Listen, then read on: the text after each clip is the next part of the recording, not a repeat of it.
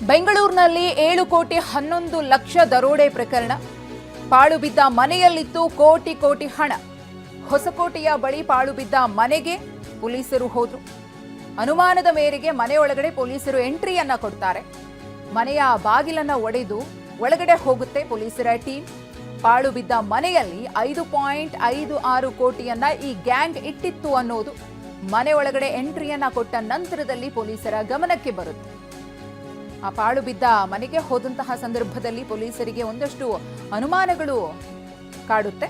ಆ ಅನುಮಾನದ ಮೇರೆಗೆನೆ ಪರಿಶೀಲನೆಯಲ್ಲಿ ತೊಡಕೊಂಡಂತಹ ಸಂದರ್ಭದಲ್ಲಿ ದರೋಡೆ ಮಾಡಿದಂತಹ 7 ಕೋಟಿ 11 ಲಕ್ಷದಲ್ಲಿ 5 ಕೋಟಿ 56 ಲಕ್ಷ ಈ ಪಾಳು ಬಿದ್ದ ಮನೆಯಲ್ಲಿ ಪೊಲೀಸರ ಕೈಗೆ ಸಿಗುತ್ತೆ.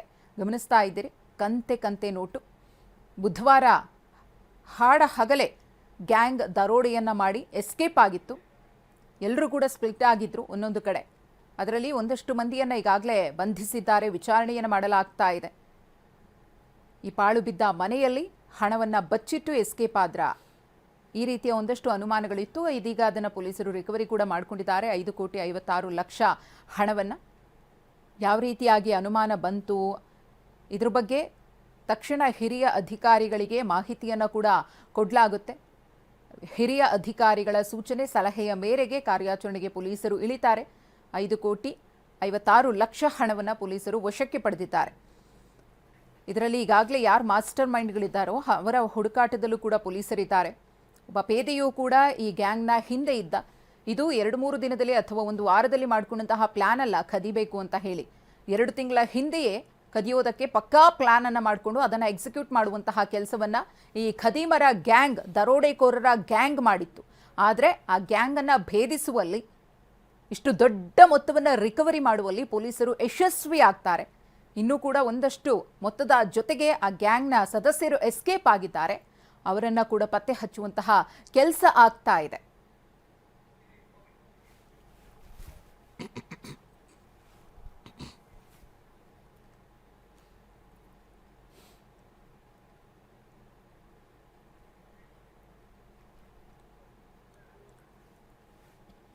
ಬುಧವಾರ ಬೆಂಗಳೂರಿನಲ್ಲಿ ಆದಂತಹ ದರೋಡೆ ಪ್ರಕರಣಕ್ಕೆ ಸಂಬಂಧಪಟ್ಟಂತೆ ಯಾವ ರೀತಿಯಾಗಿ ಪೊಲೀಸರ ಕಾರ್ಯಾಚರಣೆ ಇತ್ತು, ಈ 5 ಕೋಟಿಗೂ ಅಧಿಕ ಮೊತ್ತ ಹೇಗೆ ಸಿಕ್ತು ಅನ್ನೋ ಮಾಹಿತಿಯನ್ನ ನಿಮ್ಮ ಮುಂದೆ ಇಡ್ತಾ ಇದ್ದೀವಿ. ಪೊಲೀಸರ ಕಾರ್ಯಾಚರಣೆಗೆ ಈಗಾಗಲೇ ಸಾಕಷ್ಟು ಪ್ರಶಂಸೆಯೂ ಕೂಡ ವ್ಯಕ್ತವಾಗಿದೆ. 7 ಕೋಟಿ 11 ಲಕ್ಷ ದರೋಡೆ ಪ್ರಕರಣಕ್ಕೆ ಸಂಬಂಧಪಟ್ಟಂತೆ ಆರೋಪಿ ರವಿ ಸಹೋದರ ರಾಕೇಶ್ ಬಂಧಿತ ಆರೋಪಿ. ಸಹೋದರ ರವಿ ಜೊತೆ ಈತ ಸಂಚನ್ನ ರೂಪಿಸಿದ್ದ ಅನ್ನೋದು ಗೊತ್ತಾಗಿದೆ. ಖದೀಮರ ಖತರ್ನಾಕ್ ಹೆಜ್ಜೆ ಗುರುತನ್ನ ಬಯಲು ಮಾಡಿದ್ದಾರೆ ಪೊಲೀಸರು. ತಡರಾತ್ರಿ ಠಾಣೆಗೆ ಬಂದು ರವಿ ಸಹೋದರ ರಾಕೇಶ್ ಶರಣಾಗಿದ್ದಾನೆ. ಬೆಂಗಳೂರಿನ ಸಿದ್ದಾಪುರ ಠಾಣೆಗೆ ಬಂದು ರಾಕೇಶ್ ಶರಣಾಗಿದ್ದಾನೆ. ಪ್ರಕರಣಕ್ಕೆ ಸಂಬಂಧಪಟ್ಟಂತೆ ಮತ್ತೋರ್ವನ ಬಂಧನ ಆಗಿದೆ. ಇದೀಗ ಆರೋಪಿ ರವಿ ಸಹೋದರ ರಾಕೇಶ್ ಬಂಧಿಸಲ್ಪಟ್ಟಿದ್ದಾನೆ. ಸಹೋದರ ರವಿ ಜೊತೆ ಸೇರ್ಕೊಂಡು ಈ ರಾಕೇಶ್ ಪಕ್ಕಾ ಪ್ಲಾನ್ ಅನ್ನ ಮಾಡಿದ್ದ. ಈ ರೀತಿ ದರೋಡೆಯನ್ನ ಮಾಡುವುದಕ್ಕೆ ಏನ್ ಕಾರಣ ಅನ್ನೋದ್ರ ಬಗ್ಗೆಯೂ ಕೂಡ ಈಗಾಗಲೇ ವಶದಲ್ಲಿರುವಂತಹ ಆರೋಪಿಗಳು ಒಂದಷ್ಟು ಮಾಹಿತಿಯನ್ನ ಪೊಲೀಸರ ಮುಂದೆ ಬಾಯ್ಬಿಟ್ಟಿದ್ದಾರೆ. ಸಾಲ ಮಾಡ್ಕೊಂಡಿದ್ವಿ, ಆ ಸಾಲವನ್ನ ತೀರಿಸೋದಕ್ಕೋಸ್ಕರ ಈ ರೀತಿಯಾಗಿ ದರೋಡೆ ಮಾಡಬೇಕಾಯ್ತು ಅಂತ ಹೇಳಿ ಒಂದಷ್ಟು ವಿಚಾರಗಳನ್ನ ಬಾಯ್ಬಿಟ್ಟಿದ್ದಾರೆ. ಅದರ ಹೊರತಾಗಿ ಬೇರೆ ಏನೆಲ್ಲ ಕಾರಣಗಳಿತ್ತು ಇದೆಲ್ಲದರ ಬಗ್ಗೆಯೂ ಕೂಡ ಬಾಯ್ಬಿಡಿಸುವಂತಹ ಕೆಲಸವನ್ನ ಪೊಲೀಸರು ಮಾಡ್ತಿದ್ದಾರೆ. ಇನ್ನು ಈ ಒಂದು ದರೋಡೆ ಪ್ರಕರಣಕ್ಕೆ ಸಂಬಂಧಪಟ್ಟಂತೆ ಮಾಸ್ಟರ್ ಮೈಂಡ್ ರವಿ ರಾಕೇಶ್ ಇವರಿಬ್ಬರು ಸೇರಿಕೊಂಡು ಪಕ್ಕಾ ಪ್ಲಾನ್ ಅನ್ನ ಮಾಡಿದ್ದು ಈಗ ಗೊತ್ತಾಗಿದೆ.